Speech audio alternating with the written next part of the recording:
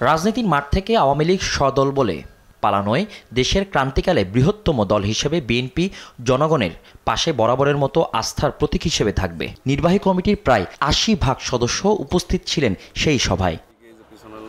এর কয়েকদিন পরেই ফ্যাসিস্ট সরকারের সাজানো দুর্নীতির মামলায় সাজা দিয়ে কারাগারে পাঠান বেগম খালেদা জিয়াকে। রাজপথ সক্রিয় থাকলেও বাধাগ্রস্ত হয় দলীয় ফোরামের সাংগঠনিক তৎপরতা। কিভাবে ৩১ দফাকে বাস্তবায়ন করলে আমরা দেশকে একটি শক্তিশালী গণতান্ত্রিক ভিত্তির উপর গড়ে তুলতে পারবো, সেটি হচ্ছে প্রত্যাশা।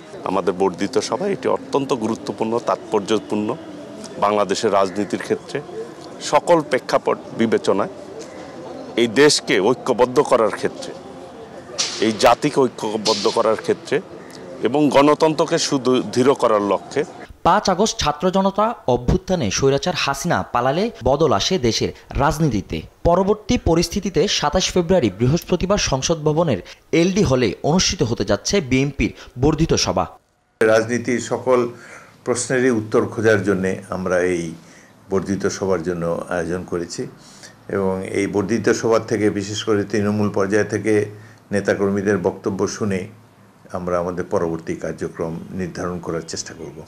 বর্ধিত সভায় বিএনপির ভারপ্রাপ্ত চেয়ারম্যান তারেক রহমান সহ সিনিয়র নেতারা আগামী দিনের রাজনীতি নিয়ে গুরুত্বপূর্ণ দিক নির্দেশনা দেবেন বলে জানা যায়।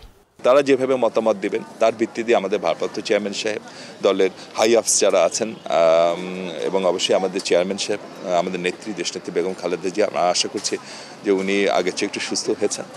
মানে আমরা যা শুনেছি আর কি, সবার সাথে কথা বলেই আগামী দিনের আমাদের চলার পাথেওটি ওনারা ঠিক করবেন।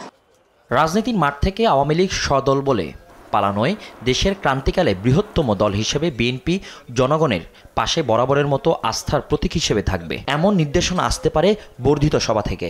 দেশের বাইরে থেকে ১০০০ মাইল দূরে থেকে জাতীয় স্থায়ী কমিটির সঙ্গে প্রতি সপ্তাহে কখনো একবার কখনো দুবার করে বসে তাৎক্ষণিক সিদ্ধান্তগুলো নিচ্ছেন, সাংগঠনিক সিদ্ধান্ত, রাজনৈতিক সিদ্ধান্ত এবং অন্যান্য বিষয়।